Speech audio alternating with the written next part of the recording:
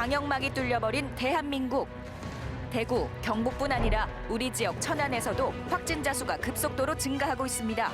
최근 천안 지역에 확진자가 급증하고 있는데 병실이 충분한지 알고 싶고요. 지금 재난 사태나 마찬가지인데 이런 상황이면 정부 차원에서 마스크를 무상으로 지급해야 하지 않나 생각이 듭니다. 코로나19 사태에 대한 지역 중심의 신속한 의료 대응 체계가 절실함은 물론 감염병의 확산을 막고 시민들의 공포를 줄일 수 있는 정부와 지자체의 사회적 해법이 필요한 때 들불처럼 번져가는 코로나19 감염 사태의 탈출구는 없는지 오늘 열린 토론에서 살펴봅니다.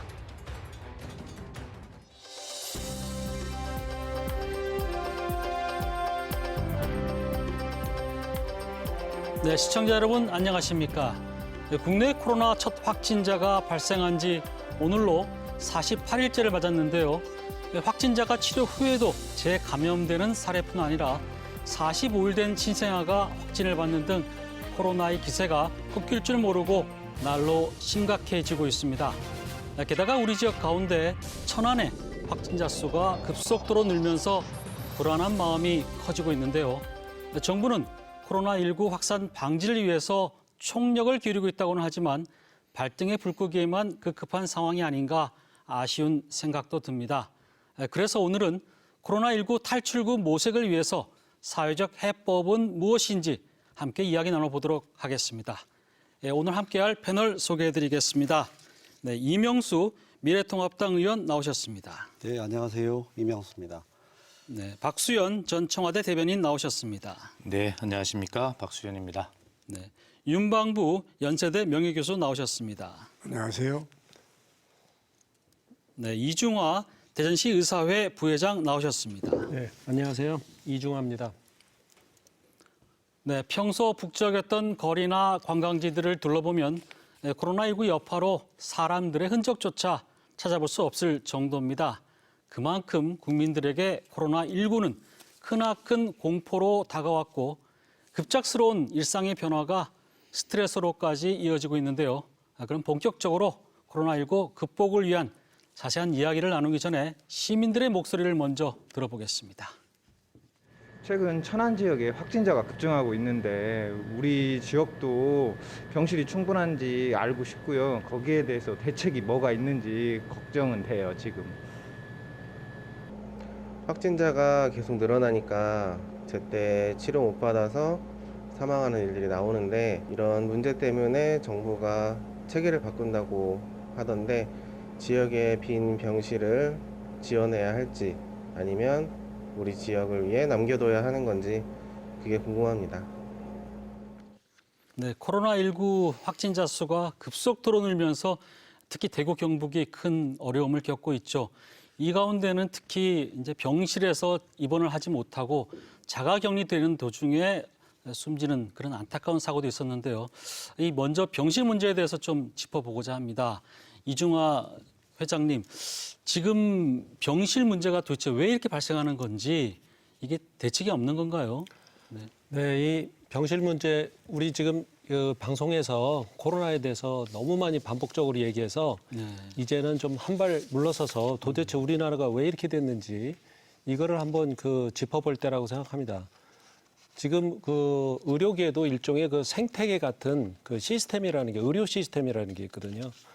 그런데 지금 이제 일반 의원, 그다음에 병원, 종합병원, 그 의료기관은 그렇게 세 개로 크게 분류를 할 수 있는데 의원의 예전에는 그 병실이 다 있었습니다. 보통 15개에서 20병상 정도를 운영하고 있었는데요. 지금 점차 말하자면 병실 입원 수가를 병실을 운영하면 적자가 나도록 이렇게 추가 조정을 했어요. 그러다 보니까 병실은 자연스럽게 다 병실을 폐쇄하게 되고, 지금 제가 전국에 있는 급성기 병원, 예를 들어서 배탈이 났다, 아니면 폐렴이 생겼다, 이래가지고 입원할 수 있는 개인 의원의 병실이 있느냐 확인 안 해봐도 없습니다. 왜냐하면 적자나는 병실을 누가 갖고 있겠습니까? 일일 식대가 4,000원, 한 끼 식사가 4,000원, 하루 입원료가 4만 원, 거기다 조리사에 간호사 3교대, 그럼 무조건 적자나는 거죠. 그래서 제가 이런 생각이 납니다. 전에 그 1958년도에 그 모태똥이 중국에서 그런 일이 있었죠. 참새가 벽실을 너무 주워 먹는다. 그랬더니 그 과학자들이 또 연구를 해요. 참새가 1년에 벽실을 얼마나 먹는가. 그랬더니 2.4kg를 먹는데요. 그때 또 연구를 합니다. 그럼 이게 70만 명의 인민들이 먹을 벽시다. 참새 잡기 하지 않습니까? 참새를 다 멸종을 시켜버리죠. 자, 그 다음에 어떻게 됐습니까? 그 다음에 메뚜기나 해충이 창궐을 해가지고 4천만 명이 3년 동안 아사했다는 그 우리 얘기가 있지 않습니까? 지금 우리가 똑같은 꼴을 당하고 있습니다. 그 의료기관의 병실을 그 1차 의료기관에서 입원실을 없앰으로 해서 건강보험공단에서는 그 수가만큼의 전략을 했다고 생각할지 모르지만 우리가 예측하지 못한 이런 재앙을 당하면 지금 그동안 그 2달 동안 거의 뭐 2달 가깝죠. 2달 동안 쓴 돈은 그 입원료의 50년분은 될 겁니다. 경제적, 사회적 손실을 따지면. 그래서 이런 그 어리석은 정책을 핀 거는 지금 와서 갑자기 어떻게 네. 병실을 막을 수가 없는 거죠. 네, 구조적인 문제가 있다 이렇게 말씀하신 것 같아요. 윤방부 교수님, 지금 그러면 자가격리되는 사람들은 어떻게 치료를 받고 있습니까? 이분들은 뭐 해열제를 먹고 버틴다 이런 얘기도 나오던데. 원래 이 코로나는 예. 80%가 아주 경증이에요. 20%가 소위 말해서 입원이 필요한 사람인데 그중에 반이 그래도 좀 견딜 수 있고 반은 생명이 왔다 갔다 하는 그런 거로 되는데 지금 우리가 병실이 부족한 이유는 이 코로나 같은 환자가 중환자일 때 그냥 아무 병실이나 가는 건 아니에요. 80% 정도 이런 분들이 음압장치가 된 제대로 갖춘 병실에서 입원해야 되다 보니까 우리나라에 총 1,000개 정도뿐이 아직까지 준비가 안 됐었어요. 그러다 이번에 갑자기 밀리다 보니까 대구 같은 데서 그 소위 중요한 환자를 입원시킬 이런 제대로 된 입원실이 없는 거죠. 그래서 이게 지금 그 문제가 돼가지고 그 전국적으로 문제가 되니까 지금 갑자기 어떻게 그걸 지을 수도 없는 거고 다행히 이렇게 잘해서 보면은 그런 대로 조금 이렇게 잘 나눠가면서 조절할 수 있지만 지금 현재로서는 우선 잘 갖춰진 소위 입원을 위한 음압병실이라는 거는 저 굉장히 힘이 드니까 문제가 생깁니다. 이게 자가치료를 하라 이렇게 되면 소위 경증인 사람들은 별로 문제가 없지만 이 경증이 한 7일 정도 되면 갑자기 중증이 되는 수가 있어요. 그러면 자가격리 이게 문제가 또 생기죠. 그래서 제가 말씀드릴 수 있는 것은 소위 자가치료라는 게 왜 힘드냐고 매번 말씀드리면 그 첫째 따로 쓰는 방이 하나 따로 있어야 돼요. 그리고 화장실 따로 있어야 돼요. 먹는 곳 따로 있어야 돼요. 모든 물품 써야 돼요. 그리고 24시간 마스크 쓰고 가족하고도 대화를 안 하고 그리고 나갈 수도 없어요. 근데 갈 때는 보건소 연락해서 가고. 이게 말이 14일이지 제가 볼 때는 이거 지킬 수 있는 사람이 웬만한 수준이 아니면 어려울 것 같아요.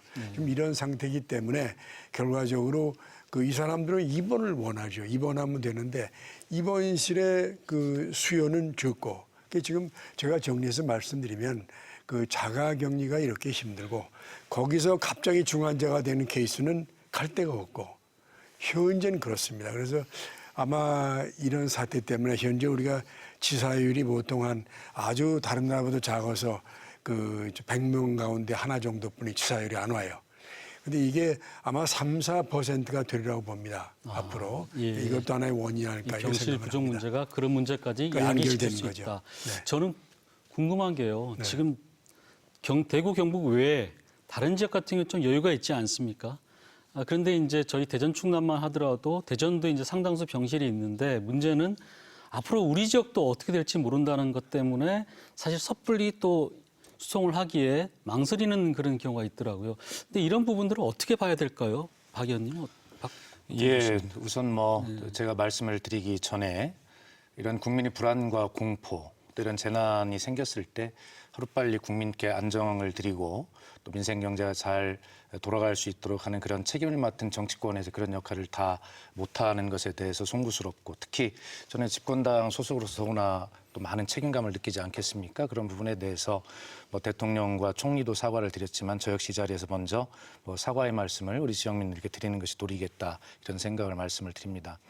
저는 다만 지금 이제 그 병실의 부족 또 자가 치료가 자택 격리와 잘 구분이 안 되는 이런 문제들까지 지적을 하고 계십니다만 이 저 코로나19 애초 명칭이 신종 코로나 바이러스였어요. 그야말로 신종입니다. 한 번도 저희가 경험해보지 못한 것이고 또 우리가 사스나 메르스를 겪었지만 이러한 감염병, 새로운 전염병은 점점 더 구조화되고 고착화되어서 자꾸 반복되는 양상을 보이고 있지만 이런 새로운 현상들에 대해서 우리 국가나 사회가 전체적으로 충분한 준비 태세가 아직 못 돼 있는 거 아니겠습니까? 마스크마저도 우리가 이런 것들을 예상해서 국가가 그걸 비축 물량을 해놓는다든가 이런 것들을 예상할 수가 없는 일이죠. 지금 우리가 겪고 있는 이런 문제, 지금 질문하신 그런 문제까지 포함해서 우리 사회가 아직 겪어보지 못한 문제에 대한 준비가 충분히 못 돼 있는 것은 당연하다. 이번 사태를 겪으면서 우리가 합심해서 이 문제를 빨리 극복을 하는 것이 우선이고 여기서 교훈으로 어떤 것을 우리가 이후에 다른 어떤 신종 전염병이나 감염병이 생겼을 때 어떠한 대책을 가지고 할 것이냐를 미리 준비하는 교훈을 얻어야 되겠다는 것, 이러한 것들을 다시 한번 생각해 보게 된다 이렇게 말씀드리고 싶습니다. 너무 갑작스럽게 닥친 일이라 사실 좀 준비하기도 또 대책을 세우기도 여러 가지 어려운 부분이 있다 이렇게 생각도 드는데 의원님 하실 말씀 많으시죠? 네, 이렇게 또 그렇습니다. 보건사회위원회 또 계시고 어떻게 보십니까? 예, 먼저 지금 이 시간에도 정말 이번 일로 인해서 애쓰는 많은 의료진, 공무원 또 자원봉사 여러분께 감사를 드리고 빨리 극복되고 그분들의 고생한 보람 있기를 바랍니다. 앞서 우리 먼저 말씀을 주셨는데 이번 일은 예측하기는 어려웠습니다만 미리 대비를 했어야 되는 그런 문제입니다. 지금 제가 이 확진자가 계속 늘어나는 추세를 보고 있고요. 그다음에 그 확진대 그다음에 그러니까 검사 대 확진자율은 오히려 일부 이제 감소하는 현상이 있긴 합니다만 이게 앞으로도 상당 기간 지속이 되고 특히 제일 우리가 염려하는 것은 소위 그 블랙 스완이라고 해서 가장 예측하기 어려운 상태가 올 수도 있다. 이런 점들을 질본에서 지금 예상을 하고 있는데 그런 부분에 대비를 해야 합니다. 제가 보건복지위원회에 있습니다만 이런 문제들에서 그동안 논의도 있었고 하겠다는 그런 여러 가지 논란이 있었는데 한마디로 거기에 대한 충분한 대응이나 그런 것들 안 한 탓이 크다고 볼 수 있습니다. 감염병 예방법이 바로 이 법의 지금 현재 여러 가지 조치의 근거가 되고 있는데 거기 사지에 보면 아예 국가의 책무 이렇게 명시가 되어 있습니다. 감염병 예방 및 관리에 관한 것을 정부 차원에서 당연히 해야 한다. 할 수 있다가 아니고 한다도 아니고 당연히 책무로서 의무적으로 하게 되어 있는데 그런 부분을 소홀히 한 것 같습니다. 지금 당장 병실 대란 말씀하는데 우리가 애시당초 지난번 메르스 대책으로 병실을 어떻게 늘리고 또 그다음에 권역별로 감염 전문병원, 전문 감염병원을 만들자 이렇게 했는데 지금 몇 년 동안 전혀 지금 달라진 게 없습니다. 심지어는 역학조사관이니 이런 공무원들 증원하는 문제도 달라진 게 없습니다. 한마디로 이번에 사실상 이런 사태를 예측하지 못하고 거기에 대한 대비하거나 그런 것들을 하지 못한 그런 우리 감염병 관리 예방 및 관리 체계 이 근본적인 문제부터 시작이 됐습니다. 그래서 지금 당장 어떻게 할 거냐 긴급한 상황 근본적인 문제는 시간을 가지고 해결하겠습니다만 지금이라도 지금 아까 말씀한 대로 병실이 전혀 없는 게 아닙니다. 그런 병실을 일반 병실을 어떻게 격리 병실로 활용할 거냐. 또 지금 대구 경북의 문제뿐만 아니라 전국에 있는 병실 중에 일부 또 그냥 비어있는 공간도 있습니다. 이걸 어떻게 활용할 거에 대한 소위 미리 사전 준비가 없기 때문에 갑자기 밤새워서 이렇게 만들다 보니까 대처도 안 되고 이렇게 제일 안타까운 것이 격리 중에 병실을 기다리다가 정말 사망하는 분들을 우리가 뭐라고 말할 수가 없는 그런 안타까움을 계속하고 있는데 지금이라도 이게 평시가 아닙니다. 어떻게 보면 전시에 준하는 비상사태다. 방역 비상사태에 준하는 과감하고 신속하고 긴급 조치를 빨리빨리 해야 됩니다. 지금 이제 지역사회 감염이 문제가 되기 때문에 지역 의료 거버넌스라고 하는 민간 협력체계를 가동을 해서 정부만 공무원만 해서는 이게 해결이 안 됩니다. 지금이라도 빨리 그런 점을 가동을 시켜서 빠른 시일 극복을 할 수 있도록 하는 그런 정부의 의지와 노력과 쇄신적인 그런 대책 수립과 시행이 필요하다고 판단합니다. 네. 저희가 메르스도 겪었고 또 사스니 신종플루니 그동안에 이제 충분히 경험치가 쌓였을 만도 한데 지금 여전히 지금 많은 문제점을 드러내고 있는 걸 보면은 참 어떻게 저도 할 말이 없는데요. 지금 이제 정부에서 중증과 경증으로 나눠서 지금 경증 환자 같은 경우에는 생활치료센터로 이제 보낸다고 하죠. 어떻습니까? 이중화 원장님.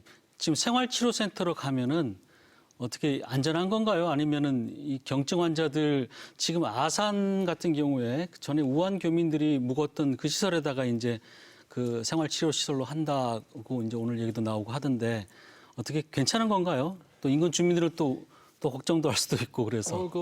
아까 그 윤방부 교수님 말씀하신 게 예. 이제 바로 그게 위험한 점이거든요. 네. 이 환자가 그 양성 판정을 받으면 그 대부분 증상 없을 때, 괜찮을 때, 열도 별로 안 날 때 그때 바이러스가 굉장히 나오기 때문에 격리를 시키는 게 맞습니다. 그런데 문제는 이게 이제 그러니까 일반 단순 촬영이라고 그러죠. 이게 체스트 PA, 엑스레이상에 나오지 않고 오로지 그 체스트 CT 단층 촬영에서만 약간의 그 폐렴 증상이 폐렴 그 파인딩이 보일 때 그 보이고 나서 2, 3일 사이에 환자가 사망하거든요. 그럼 우리가 그런 그 치료소에 몇 명 안 되는 환자가 있으면은 거기서 의료진이 그거를 봐서 뭐 열이 난다든지 뭐 호흡에 좀 숨이 가쁘다든지 하면은 얼른 이송을 할 수가 있는데 이게 몇백 명, 몇천 명 되다 보면은 그런 사람을 놓치게 된단 말이죠. 그럼 뭐 숨차다고 진짜로 그 증상이 악화됐을 때 그때는 이송해도 소용없는 중국에서 많이 봤죠. 이제 그런 일이 생기기 때문에 사실은 굉장히 위험한 상태로 숫자가 많다면 방치되는 그런 결과를 초래할 수 있습니다. 박수현 대변인께서는 지금 대책 어떻게 세워야 될까요? 글쎄요. 지금 이제 아까도 제가 처음에 말씀드렸지만 국가의 그 제한된 모든 자원을, 이 관련된 자원을 총동원해내고 그것을 어떻게 효율적으로 배치하느냐가 지금 현재 상황에서 국가 정부가 해야 될 일이라고 저는 그렇게 믿습니다. 그리고 그 이후에 지금 윤방부 교수님 말씀하신 처음에 막는 걸 잘못했다의 문제라든가 또 임영수 의원님께서 지적도 많이 계시겠습니다. 여러 가지 지적되는 문제들은 그 이후에 우리가 이제 여러 가지 따져서 매뉴얼도 새로 만들고 해야 될 것 아니겠습니까? 이제 그런 측면에 우리가 이제 집중을 해야 된다 하는 말씀을 좀 꼭 좀 드리고 싶고요.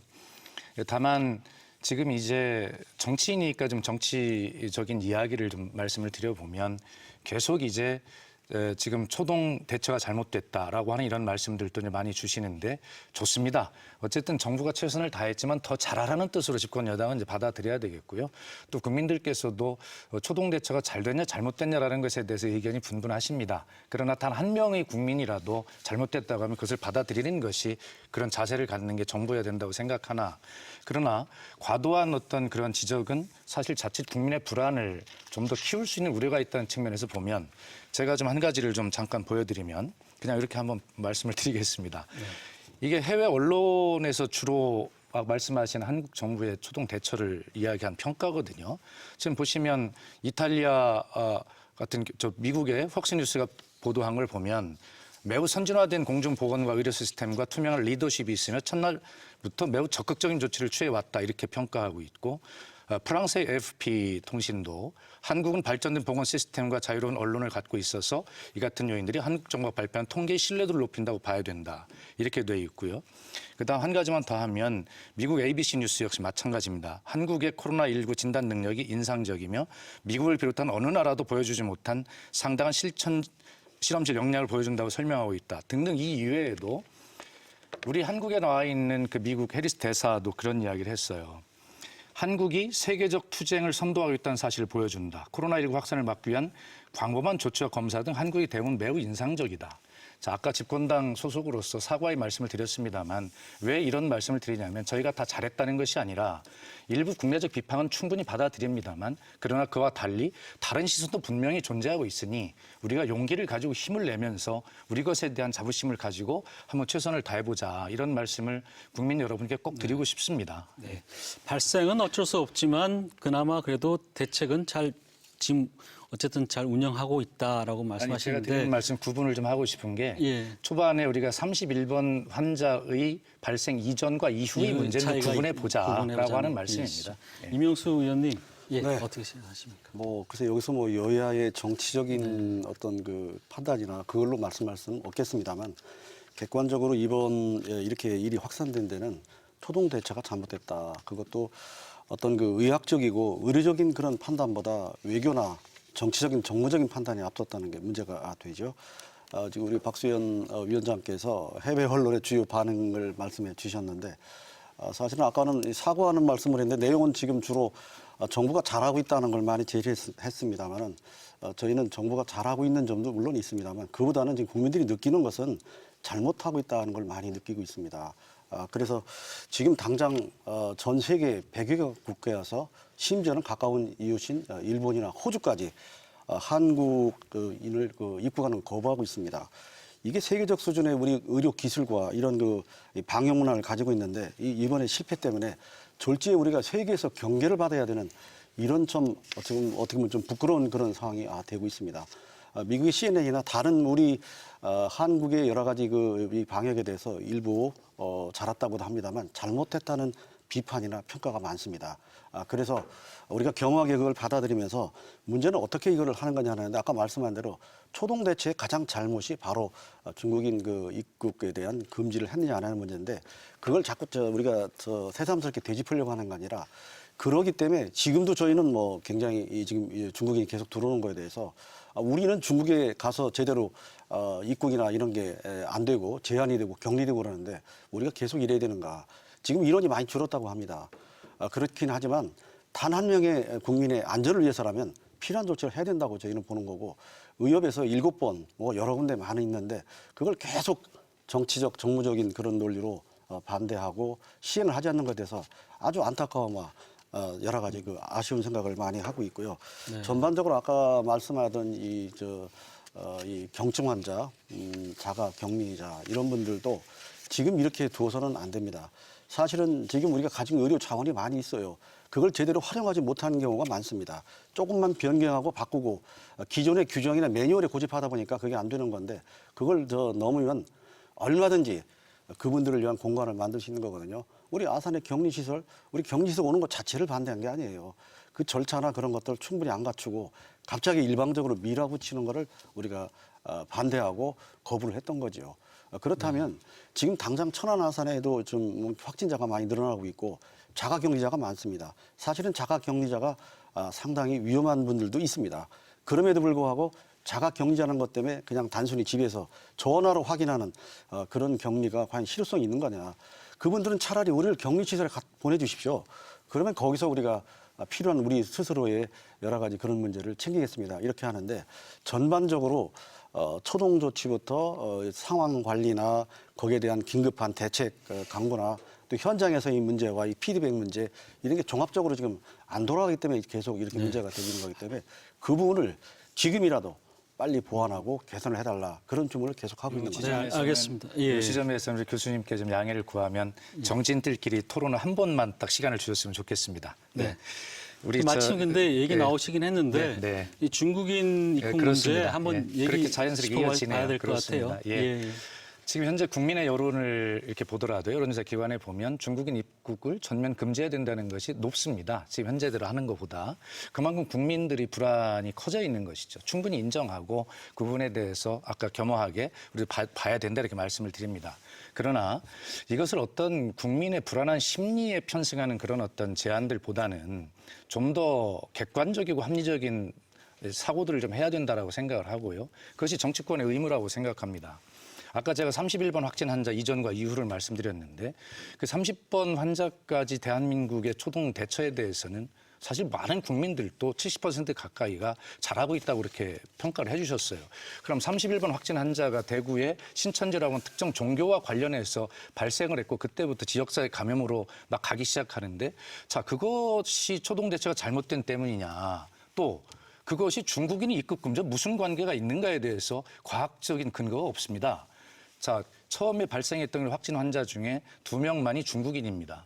그러면 거꾸로 한번 물어보면 우리나라 안산시의 그 큰 도시에 중국인이 15% 정도가 살고 있는데 거기는 확진율이 0%입니다. 중국인과 이 문제가 어떤 관련이 있는지를 정확하게 과학적으로 이야기를 해야지 그렇게 막연하게 이야기를 하면 국론이 분열될 뿐만 아니라 중국에 대한 여러 가지 국민의 생각이 갈라지고 국민의 불안이 커지는 거 아니겠습니까? 자, 중국이 어떤 나라입니까? 한중일의 무역 규모가 미중일의 무역 규모가 60%를 차지하고 있습니다. 그중에 중국은 무려 25%로 1위입니다. 지금 중국에 대한민국의 대기업뿐만 아니라 중소 중견기업 모든 디스플레이 반도체 모든 공장들이 다 나가 있습니다. 우리가 중국인 입국 금지를 하게 되면 필수적인 비즈니스나 이런 우리 한국에 꼭 필요한 인원들도 전부 다 배제당해야 합니다. 지금 마스크 대란 이야기합니다.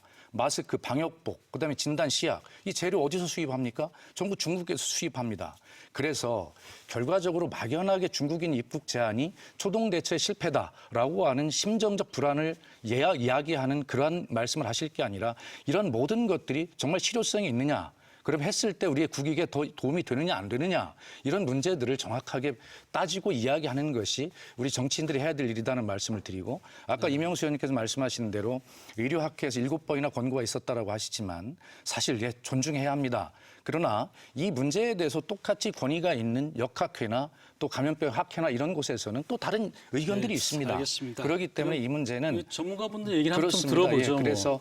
그런 예. 부분에 대해서 우리가 서로 코끼리 다리 만지고 코끼리라고 하는 것보다는 서로 의견들을 좀 모아서 하나의 그림을 그려내자라고 말씀드리는 것입니다. 저희가 이중화 부회장님 하실 말씀 있을 것 같아서 얘기 듣고 의원님께 넘기겠습니다. 어떤 문제에 대해서? 지금 중국인 입국 문제, 지금 당장 중국인 유학생들이 지금 막 이제 들어오게 될 텐데요. 여전히 이제 중국인 입국 문제에 대해서 지금 논란이 이어지고 있는 상황이고, 일본은 지금 우리나라 사람들 지금 입국을 사실상 금지를 했거든요.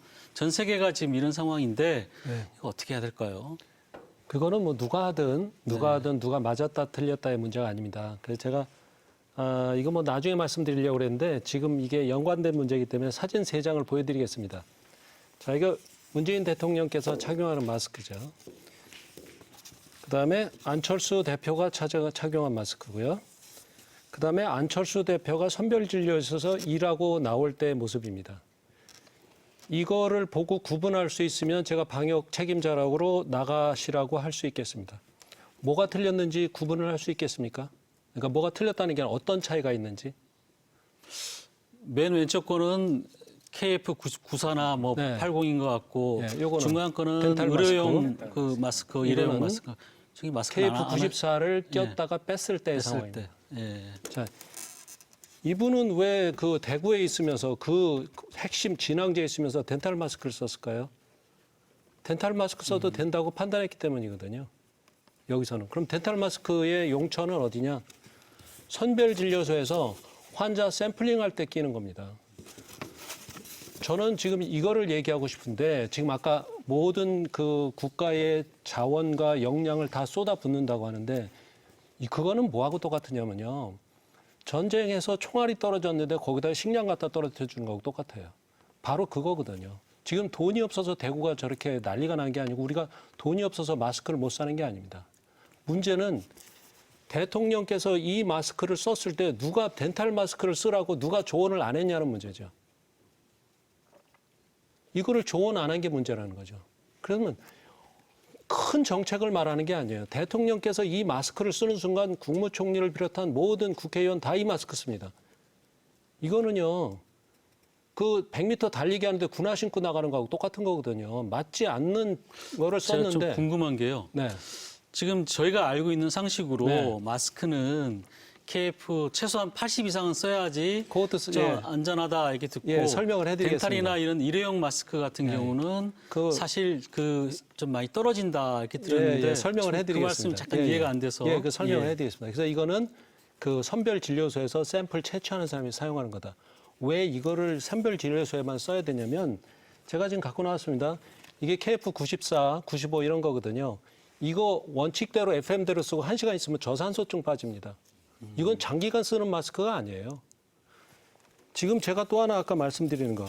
지금 안철수 대표, 이게 죄송합니다. 저는 정치인이 아닙니다. 네. 안철수 대표 이 사진을 보면 의사들은 본능적으로 시진을 합니다. 시진. 눈으로 진찰을 합니다. 안철수 대표가 지금 어떤 상태인지 아는 사람은 의사밖에 없을 겁니다. 네. 이게 더워서 땀 흘린 게 아니에요. 방역복을 입으면 몸에 있는 그 수분이 배출이 안 돼요. 그래서 엄청나게 탈수가 됩니다. 자, 근데 이게 비닐 옷 같은 거거든요. 그래서 엄청나게 배출이 되는데 수분 섭취를 할 수가 없어요. 그 자리에서 어떻게 입을 열고 물을 알겠습니다. 먹겠어요? 지금 뭐 그 부분은 제가 이제 마스크 부분이라 저희가 좀 다른 주제인 것 같고, 예, 우리 윤 교수님. 말씀하시는데 내가 의사의 입장에서 말씀드릴게요. 그 말라리아라는 걸 아시죠? 학질목이 아주 최고 권위자가 그 모임을 가졌어요. 그래서 많은 질문을 했어요. 학질을 박멸하는 방법이 뭐냐? 그때 뭐 퀴니네를 주세요. 뭘 주세요? 그랬는데 근데 그 사람 얘기는 뭐냐면 모기를 잡아야 된다. 그 목을 잡는 건 웅덩이를 막아야 돼요. 저는 무슨 정치적인 입장을 떠나서 의사 입장에서는 중국이 이번에 웅덩이거든요. 그게 중국 바이러스, 한국 바이러스 아니거든요. 어쨌든 간에 중국 때문에 들어왔고 중국 때문에 발생했거든요. 그런 의미에서 의사 입장에서 분명히 드리면 초등 대처는 중국을 막아야 했다. 물론 정치적인 거, 사회적인 거 충분히 이해하고 남아요. 그래 미국이 그랬잖아요. 미국은 참 약게 들어와라. 대신 2주 격리.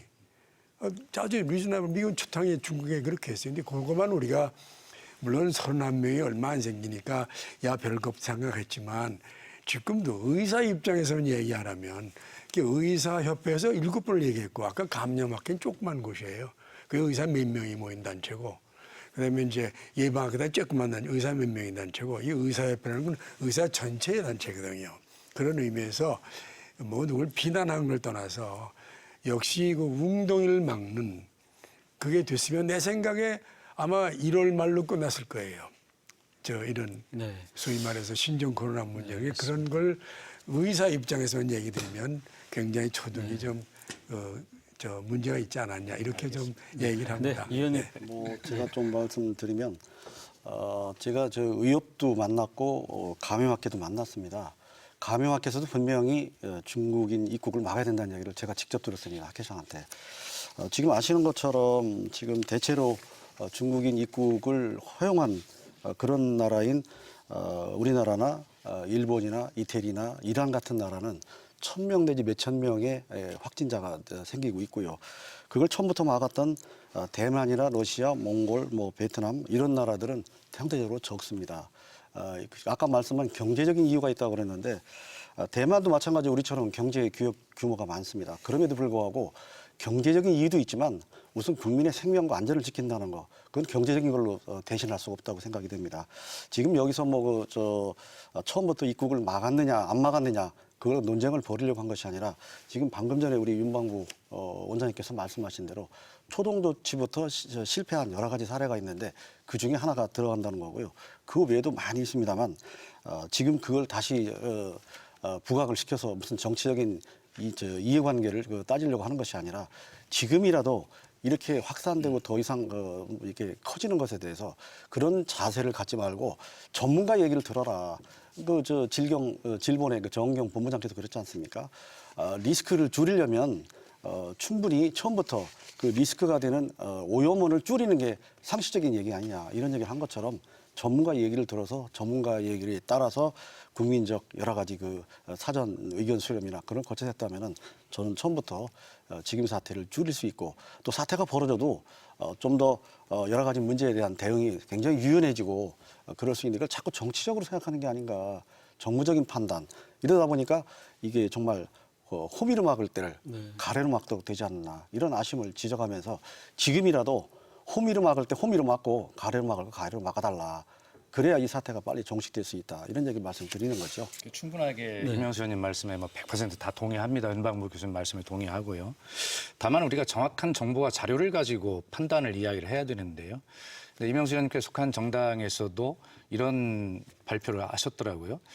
전 세계에서 133개국이 중국의 입국을 제한했다. 입국을 막았다 이렇게 하는데 그건 대단히 잘못된 보도였거든요. 그러면서 지금 말씀하신 대로 입국을 하면 2주간 격리를 한다든가 이런 모든 조치들을 다 하게 되는데 그 모든 것들을 다 전부 포함해서 세계 133개국이 중국인 입국을 가서 막았는데 왜 한국은 안 하냐 따져봤어요. 그랬더니 세계 20개국만 중국의 그런 것들을 차단한 것이고 나머지 발표하신 133개국은 전혀 사실이 아니다. 그러므로 어쨌든 다 좋습니다. 두 분 말씀에 대해서 다 겸허하게 저희가 받아들이는 자세는 충분히 있지만 그러나 우리가 합의하려면 정확한 데이터와 자료를 가지고 어쨌든 합의에 이르도록 그렇게 서로 열린 자세를 가져야 된다라는 말씀을 드립니다. 지금 오늘 토론회가 출구를 모색하는 토론회다 보니까 지난 부분들은 이제 요 정도 하고요. 문제는 이제 앞으로 대책인데 어쨌든 지금 정부가 문매를 맡고 있는 건 사실입니다. 지금 확진자 수가 계속 늘어나면서 지금 계속 뒤따라가다가 이제 허겁지겁한 상태다 이렇게 보고 있는데 우선 시민들의 얘기를 좀 들어보고 토론 이어가도록 하겠습니다. 마스크 구하기가 너무 힘든데 정부가 공적 판매로 충분히 공급을 한다고 했는데요. 지금 재난 사태나 마찬가지인데 이런 상황이면 정부 차원에서 마스크를 무상으로 지급해야 하지 않나 생각이 듭니다. 정부의 마스크 사용 지침이 너무 헷갈리거든요. 이제 와서 건강한 사람은 안 써도 된다고 하는데 마스크 공급 문제를 회피하려는 거 아닌가 생각이 들어요. 뭘 믿어야 될지 모르겠어요. 돌아보면 5년마다 감염병이 돌고 있는데요. 이번 코로나19 사태를 보면 정부가 제대로 대응을 했는지 좀 의문이 들거든요. 앞으로 이런 감염병 대란을 막으려면 어떠한 대책이 필요한지 알고 싶습니다. 상황이 계속 심각하니까 아이들 개학이 2주도 연기되었더라고요. 저희는 맞벌이라서 애들 맡길 것도 없고 그래서 고민인데 여기에 대해서 추가 지원책이 있는지 그게 가장 궁금하네요. 네. 마스크 얘기 많이 하시네요. 네, 마스크 얘기는 조금 이따 저희가 하기로 하고요. 먼저 우리 지역에 지금 환자 발생 수가 계속 늘고 있다 보니까 그 얘기를 좀 먼저 하겠습니다. 지금 천안 아산에 90명이 넘고 대전도 지금 20명이 가까이 됐고 지금 급속히 느는데 그 가운데는 어린 아이들도 있어요. 천안 같은 경우에도 2살짜리 남아 여아가 걸리고 또 뭐 어린이라든지 10대 환자 수가 한 뭐 9명, 10명 가까이 된다고 하는데 먼저 윤 교수님 참 여쭤볼게요. 어린아이들한테 이렇게 감염이 됐을 경우에 저희가 얼핏 생각하기에는 굉장히 위험스럽다는 생각이 드는데 실제로 어떻습니까? 이런 치료 방법이나 이런 것들이 있습니까? 우선 이 신종 코로나, 우리 그냥 중국 코로나라는 거는 치료법이 없습니다. 전체적으로 이건 바이러스라고 부르는 7번째 생긴 신종 코로나니까 이게 치료법이 존재하지가 않습니다. 그렇기 때문에 치료법이라고 대증요법, 뭐 해열제 먹이고 또 그때 도와주는 거는 요법이 없고 최근에 이제 그 사실은 미국에서 렘디시비르라고 하는 에볼라에 쓰는 약을 가지고 치료를 해서 지금 연구 중입니다. 그리고 아마 리포트가 제 생각에 4월 말이나 5월쯤에는 효과가 있는 나올 거고 또 중국이나 타일랜드 이런 데서는 에이즈에 쓰는 약이 있어요. 그걸 케라트라라고 부르는데 2가지 섞은 약 이걸 쓰고 또 클로로킨도 쓰고 한국에서는 의사 얘기 들어보니까 뭐 여러 가지 바이러스 약도 많이 써서 하여튼 간에 그래서 치료약이 없다.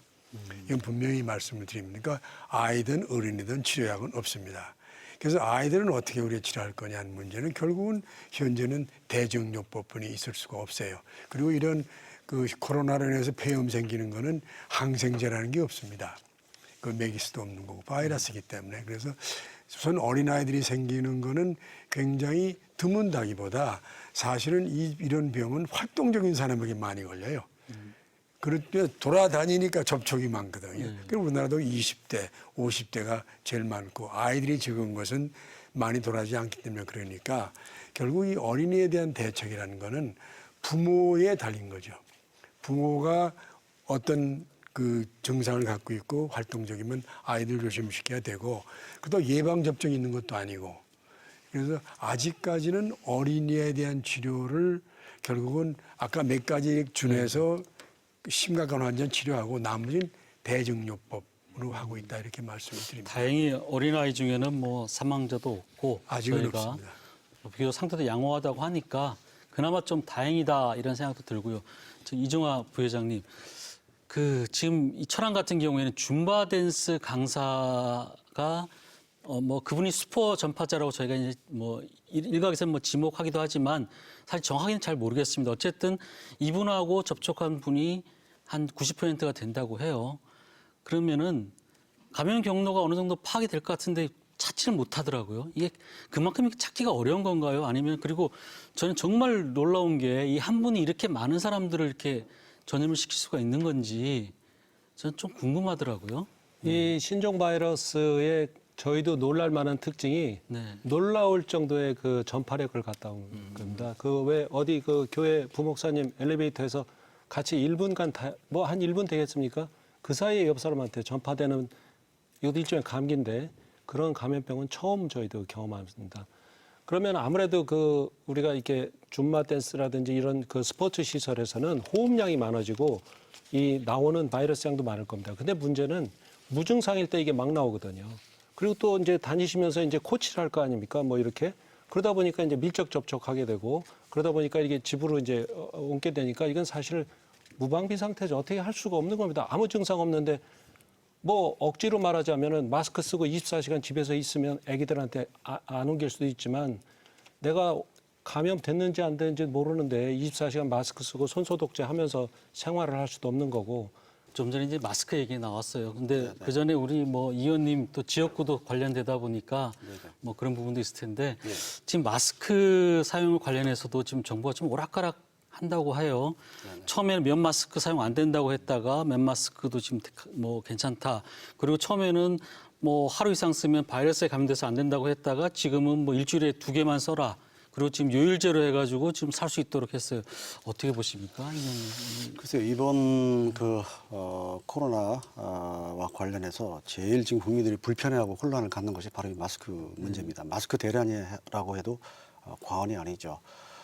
지금 말씀한 대로 마스크에 관한 양적 관리나 질적 관리 모두가 지금 실패했습니다. 그리고 마스크를 생산해서 유통하고 분배하는 과정, 그것도 지금 제대로 안 되고 있습니다. 저도 공직 생활했습니다만 왜 이렇게 되고 있는가. 한마디로 컨트롤 타워가 없습니다. 식약처, 중기벤처부 각각 자기 역할만 하고 있습니다. 우리나라 마스크 만드는 업체가 140개, 유통이 900개 정도 됩니다. 이거 관리가 안 되냐 이거죠. 그래서 엊그제 대정부 질문을 하면서도 이거를 공적 활용을 늘려라. 그리고 배급제를 할 수밖에 없다. 정말 그 노약자나 장애인들이 어떻게 마스크 받으러 줄을 서겠습니까?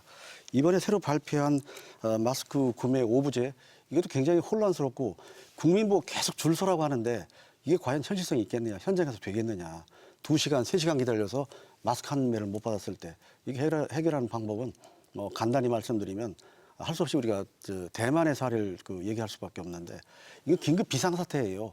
국민 모두가 원하는 이 수요와 공급을 맞추려면 정부가 규제를 할 수밖에 없습니다. 강하게 규제를 해서 공적 관리를 대폭 늘리고 해외 수출 금지하고 그게 대만이 한 사례거든요. 네. 우리도 그걸 하자고 여러 번 말씀을 했는데 그게 시행하는 이런 때야말로 정부 또 대통령의 긴급 재정 경제 명령 이게 필요합니다. 그런데 그걸 안 하고 있어요. 그래서 지금이라도 지금 마스크를 해결하는 방법은 정부가 규제를 해서 시장 기능에 맡기지 말고 적극적으로 개입해서 생산, 유통, 배분 다 규제를 하십시오. 일정 기간 동안. 네, 정부가 다 사서 이게 처음부터 이게 공적 판매에 들어갔든지 하여튼 좀 빨랐어야 된다는 얘기죠. 100%는 아니더라도 그렇게 할 수밖에 없고요. 아까 한 가지 말씀한 건데 지난번에 뭐 청와대 대변인 하셨습니다만 지금 청와대 대변인께서 중국으로 가는 사람과 중국에 들어오는 입국자 수를 잘못 얘기했는데 중국을 규제하는 거는 금지와 제한을 합쳐서 그런 거고요. 금지하는 나라는 20개국 맞고 제한 나라는 100개국이 됩니다. 그런 말씀드릴게요. 네, 지금 이명수 의원님께서 주신 말씀은 정말 금과 옥조 같은 말씀이다 이런 말 꼭 드리고 싶고 저도 현장에서 그런 목소리를 정확하게 듣고 있거든요. 그래서 그렇게 해야 한다고 생각을 합니다.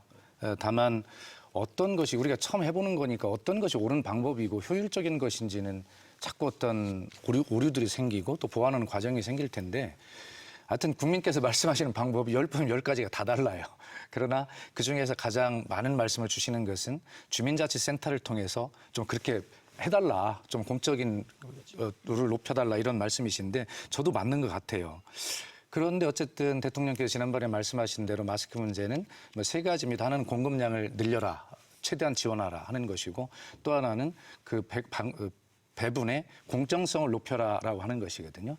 그다음에 3번째는 이제 국민께 이제 협조하는 이제 뭐 여러 가지 말씀 배려 이런 걸 말씀하셨는데 지금 현재 상황이 그래요. 우리가 이런 사태가 날 줄을 모르기 때문에 마스크를 어떤 전략 물자나 비축 품목으로 지정을 해서 우리가 쌓아놓은 게 아니거든요. 앞으로는 그렇게 돼야 된다고 생각합니다. 감염병이 자꾸 반복이 될 것으로 예상이 된다면 해야 되는데 그 뭐 차후에 보완할 문제고 현재 우리 생산 능력이 일주일에 한 7천만 장 정도입니다. 그래서 우리 국민이 5천만이지 않습니까? 그럼 일주일에 1개 정도밖에 그러니까 사실 못 7천만 장 중에 지금 의료진이나 대구 경북의 시민들 그다음에 또 종사하는 여러분들 한 2천만 장 빼면 일주일에 국민 1인당 1장 정도밖에 돌아가지 못하는 결과인데 고민이죠.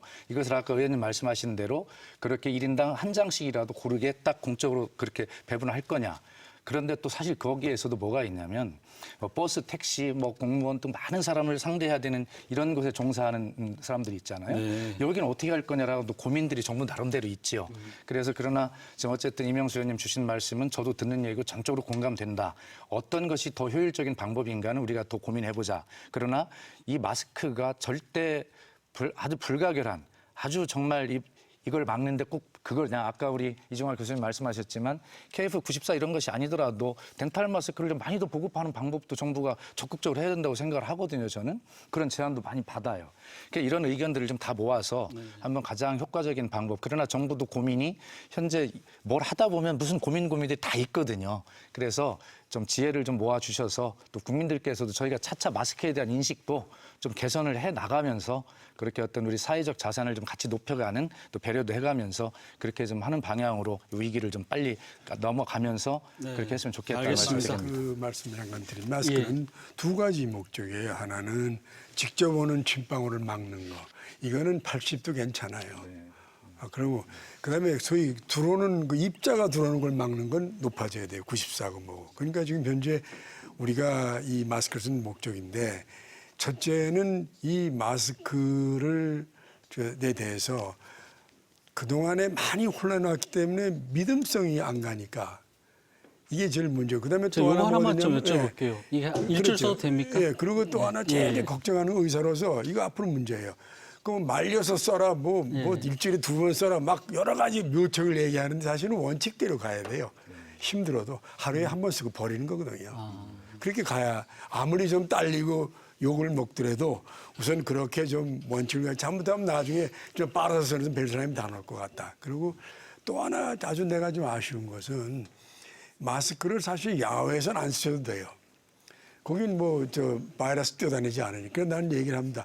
나가서 운동할 때 벗고 뛰고 다니. 대신 사람 모인 곳, 또 폐쇄된 곳, 여긴 반드시 써라. 그럼 굉장히 마스크가 절약이 될 거예요. 그래서 그런 말씀을 좀 드려서 일단 숫자는 저희 막는 거를 중심으로 해서 만드시는 건 뭐 많이 만들 수 있을 거라고 봐요. 네, 윤 교수님께서 현명하게 말씀해 주셔서 아마 시청자들한테 많이 도움이 될 거라고 생각 들고요. 두 분께 좀 여쭤볼게요. 이제 조금 주제를 이제 거의 시간이 마무리가 될 시간인데 지금 코로나 때문에 선거운동하기 힘드시죠? 어떠세요? 어렵죠. 네, 어렵지만 어떤 식으로 하십니까? 뭐 선거가 우선일 수는 없고요. 우선 이 코로나 극복하는 게 우선이고요. 그런데 힘을 기울이면서 저희들이 할 수 있는 건 주로 이제 SNS하고 그다음에 전화, 그다음에 이제 밖에 나가서 비접촉, 비대면 이런 일을 하는데 만나는 사람마다 모두 화제가 이거기 때문에 이 부분에 관해서 저희가 선거를 앞세워서 다른 활동을 할 수가 없는데 아까 말씀한 대로 우선 상징적인 게 마스크입니다. 근데 저는 이제 공직자로서 왜 이게 한 달 동안 이렇게 끌어도 대책이 안 나오냐. 대책이 나왔다는 게 이게 행정 중심이 국민 중심이 아니에요. 또 이게 아까 말씀했는데 감염병 예방법 4조에 보면 이 비품 비축이 이런 의료 비품 비축이 의무화되어 있습니다. 그래서 제가 상임위에서 물어보고 국회에서 물어보니까 답변이 정확하지가 않아요. 준비가 안 됐다는 얘기죠. 이런 것들을 모두 모아서 현장 중심으로 국민 중심으로 대비를 해나가면 뭐 저희들 선거가 문제가 아니라 빨리 극복을 하고 그다음에 선거를 얘기해야 되지 않나 그런 생각을 합니다. 제가 결론적으로 한 말씀씩 좀 들어볼게요. 앞으로 우리가 어떻게 해야 될까요? 시민들이 또 정부가 어떻게 지금 대책을 세워야 될지 그 말씀만 듣고 마무리 짓겠습니다. 예, 그러시죠. 다시 한번 말씀드리면 집권당 소속의 정치인으로서 다시 한번 죄송하다는 말씀을 분명하게 드리고 그러나 사회의 모든 구성원들이 힘을 합쳐서 함께 극복할 때다. 정치권에서도 여야가 따로 없다. 이런 말씀을 꼭 드리고 싶어요. 정부가 잘못 준비했다고 하지만 지금 야당에서도 사실은 검역 인력의 예산을 삭감한다든지 마스크 예산을 삭감한다든지 하는 오류를 야당도 범해왔습니다. 그렇기 때문에 이제는 나중에 그런 복귀해서 나중에 따져보기로 하고 지금은 힘을 합쳐서 하자. 국민 여러분께 용기를 내자고 다시 한번 말씀드리고 정말 힘을 냅시다라고 그렇게 말씀을 드리는 것 외에는 유구무원입니다. 죄송합니다. 예. 네. 이종화 부회장님. 네. 이번 그 코로나 사태는 그 한마디로 말하면 마스크입니다. 그런데 지금 아까도 말씀드렸듯이 왜 정책이 잘못됐느냐 하면 그 마스크를 덴탈 마스크를 처음에 대통령께서 쓰셨으면 마스크 대란 안 일어납니다.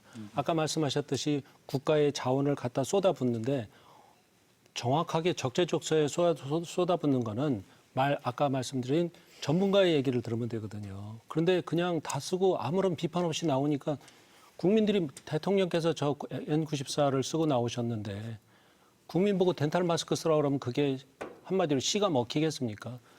그러니까 이 덴탈 마스크를 쓰고 나오시면은 이런 이 고급형 마스크를 안 쓰거든요. 그리고 이게 또 하나 이건 그 실질적인 문제를 말씀드린데 네. 저 KF98을 쓰게 되면 94를 쓰게 되면 어떻게 되면 숨이 차요. 그럼 마스크를 이렇게 만져가지고 이렇게 내린다고요.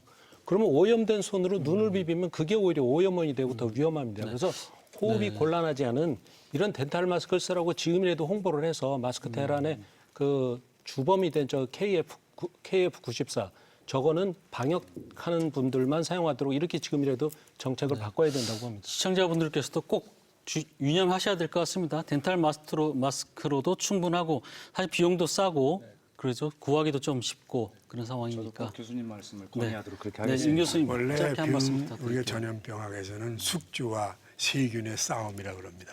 그 가운데 환경이 있어요. 그 환경은 뭐 기후, 정치적인 거, 정책적인 거, 의학적인 거, 사회적 모든 게 환경입니다. 근데 이제는 우리가 그 모든 것을 숙주에 유리하게 환경이 넘어가야 됩니다. 이것저것 생각하지 말고 말씀드렸지만 뭐 정치, 경제, 사회, 문화 생각하지 마시고 그냥 숙주에게 변경이 급해요. 이렇게 옮겨가면 아마 이런 그 어려움도 좀 3월 말쯤 되면 뭔가 좀 이렇게 뭐가 보이지 않을까 하는 개인적인 의사 생각을 몇 명 정도까지 갈 것 같습니까? 저는 지금 퍼지는 속도를 보면 한 10,000명 전후는 되지 않을까 싶습니다. 맞지 않길 바라지만요. 그런 말이죠. 그래도 어느 정도라도 예측을 해주시니까 좀 그래도 뭐 안심은 아니지만 그래도 좀 뭐 투명해지는 것 같은 느낌이 듭니다. 한 12,000명? 제발 뭐 확진자 수는 늘어도 사망자는 더 안 늘었으면 하는 그런 바람이고요. 네, 이명수 의원님. 여러분 잘 아시는 그 봉준호 감독의 설국열차를 보면 정말 희생과 죽음 속에서도 희망을 해 달려가고 있습니다. 그런데 현 정부의 코로나 열차는 계속 불안과 공포의 터널 속으로 달려가고 있습니다. 이제 뭐 여야를 떠나서 민관이 함께 힘을 합쳐서 빨리 극복을 해야 되지 않나 싶습니다.